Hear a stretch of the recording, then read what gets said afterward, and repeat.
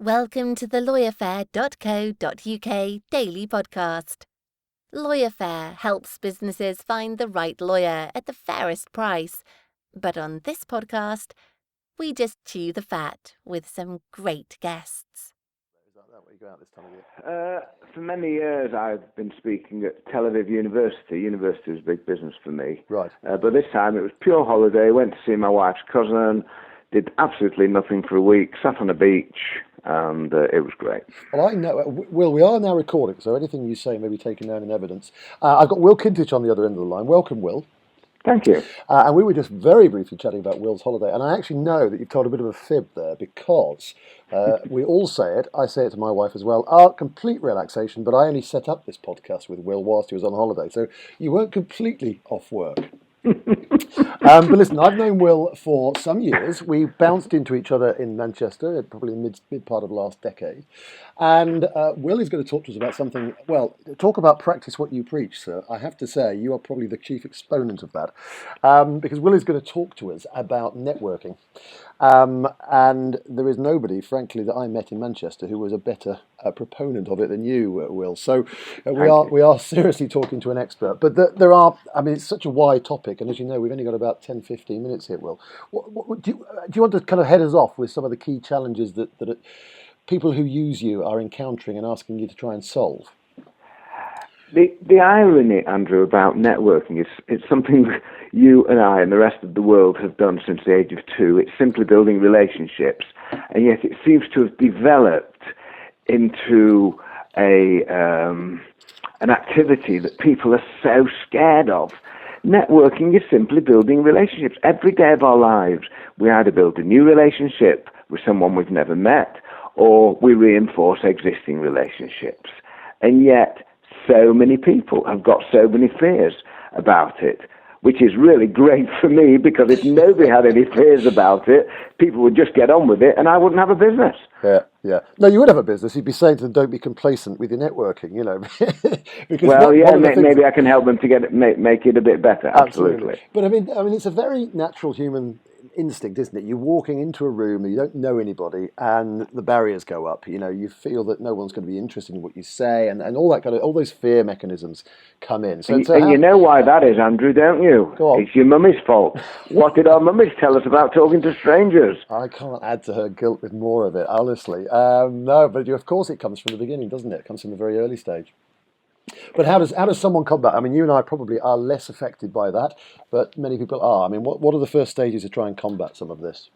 Well, people won't believe this, but it's 100% true. I hate walking into a room which is already full of strangers, or even a few people I might know, so I don't ever do it. And how do I avoid it?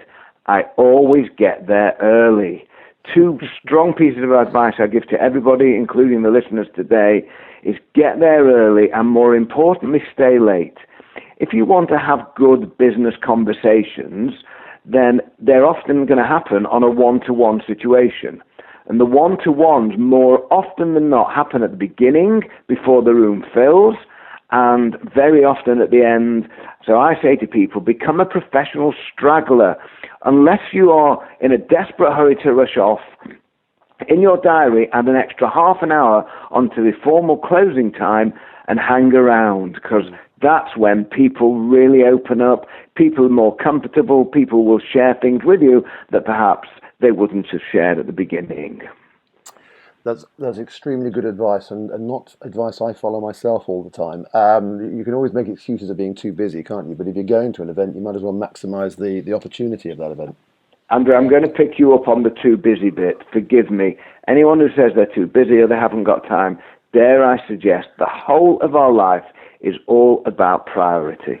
Yeah, no, I accept that. I realise that totally. Tell me this, in terms of actually what people want to get out of it. You've mentioned that it's one-to-one. That's really what it could, of course, all business ultimately boils down to that. But do you think that people go in there with too much of a manic impression of what they need to get out of it? Do you think they're not focused enough in what they need to get out of those sessions? I do. And I think a lot of people walk in there thinking, I've got to come out with an order. And what I have to explain to people is networking is the platform for creating the opportunity to do the business later.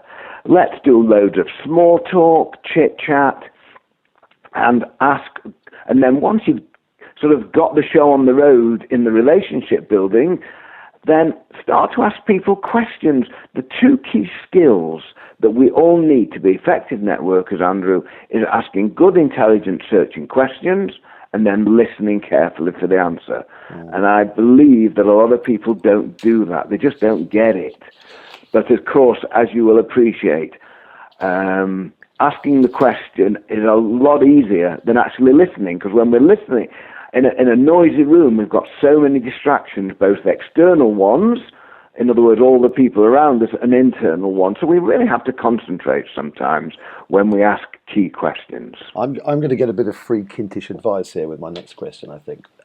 Because how do you deal, Will, with you've kind of engaged in the one-to-one, you're chatting to this person, and that person's eyes are not looking at you. They are diverting to what you perceive they're looking for, someone more interesting or someone thing. I mean, how do you deal with it? Do you just brush them off? Do you say, well, look, you just kind of agree that neither of you are that interested? How do you deal with those kind of awkward social moments in networking? Okay, I'm going to rephrase that question slightly and say, how do we get rid of people? And the words I use, it's networking technology, it's how to dump or how to park people. Yeah. So talk about dumping people. When we meet, and you have described what I call the rude, ignorant pig. The rude, ignorant pig is somebody who, from their body language, is suggesting they don't want to talk to you anymore. Those people, you dump them. Without you being impolite, you simply say, well, John, it's lovely to have met you. And if they've really been rude to me, I give them this one. I'm sure there's lots of other people you'd like to meet, enjoy the rest of the evening, and off you go. Yeah. However, if we meet people who've been very nice and we've had a nice chat, but it's obvious the conversation has come to an end, then we offer them an option. Rather than just leaving them there saying, it's nice to have met you, I'm going for a drink, it's nice to have met you, I'm going to the toilet. That's a bit like saying, it's nice to have met you, but there's more interesting people to meet. Offer them the option. And what do I mean? I would say, make sure you move them off the spot. So in other words, you find the next, I'm going for another drink, would you like to join me? Oh, I've seen my friend Andrew over there, not seen him for a long time, can I introduce you? Or, hey, look, the food's come out. How about we go and get some food? 9 times out of 10, they will not come with you because they've had enough of you like you've had enough of them. Yeah. But at least you have been very courteous and polite. Well, at least now I know, Will, when you come striding through a crowd towards me with someone else, I know the reason why. I'm going to park them on you. Them. But you've got to ask me one more question. And the question is, what happens if the loner, the person who doesn't know anybody, does take up all your options and follows you around all evening? Well, here's the simple answer to that one. You simply hunt in pairs. So in other words, if you've attached yourself to me for a fair old while, here is your get out of jail card forevermore. Hey, Andrew, shall we go and meet some others? So in other words, take your newfound mate with you, look for groups who stand in open format, go up to them and simply say, hi, please, may we join you? And all of a sudden, you've sort of put that person in the group, and it starts all over again. Yeah, well, it's very, very entertaining explanation of how to dump people. Tell me this, Will. You do a lot of work at universities. You're dealing with a lot of people who are entering this kind of marketplace and these requiring these skills. Is there an issue with some of the younger people, some of the millennials coming into the market where, you know, it might be a cliche to say, but they might be more computer based or more internet driven or more technology interested than maybe the old fashioned networking route. Are you finding that there is a change of attitude and more of a challenge for you in terms of what you're trying to get across? No, it's good for me because with the ubiquitous form of communication, i.e. the screen and the keyboard, people are losing the ability to do the basic fundamental skill of face-to-face stuff. They are indeed, and that's why I'm delighted to tell you that this year my business is absolutely booming.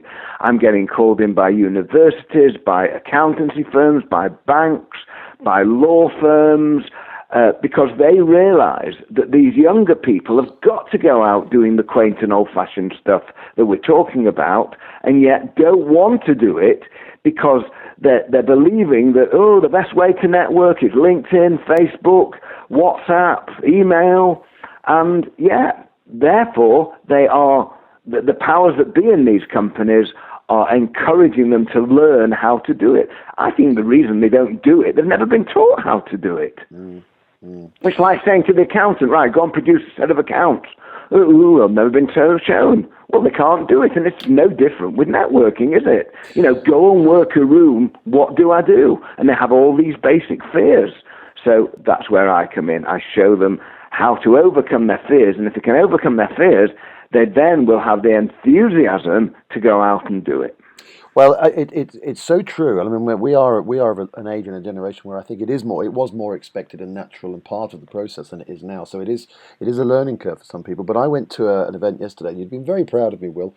It was an all-day event, and I have come back. I have got so many cards, so many introductions, so many handshakes, so many people saying, follow it up. And that's where the social media, of course, has the follow-up impact. But actually making that physical connection makes all the difference. And I think you can spend months nurturing relationships through the online tools, which actually just a good old-fashioned day of networking, can have the same impact, frankly. You're absolutely right, but dare I pick you up on something? Coming away with having done all that stuff that you've just shared with me, and this is rhetorical, so I don't want you to answer it. How many of all those interactions turned into a serious conversation? Because I'm sure perhaps you didn't collect that many cards. I only ever collect cards if I'm going to follow them up, generally, unless people thrust cards at me, which is a terrible thing to do. Here's another piece of advice for everyone. The most important thing about business cards is getting their card and then following them up more often than not if you think it's worthwhile with the phone call rather than the computer. Yeah, no, I think that's very wise advice to conclude with, Will. Now, when I last met you, you were a man who was always looking for new business development opportunities, as of course networking is a key to that. And you were running some public courses, or you still run some public courses with the occasional discount, Will. I'm not sure if that's something that you might be willing to offer. Well, because you and I have moved our relationship forward, and you've got people listening to us today. I have a website called Kintish, kintish.co.uk. Go on there, you'll see a headline, Public Seminars. I run 4 in London a year and 4 in Manchester a year. We've got one coming up in London, one coming up in Manchester in November of this year. And I'd be delighted to offer your people a 50% discount. So instead of it being £150, it's £75 for an afternoon in London or in Manchester.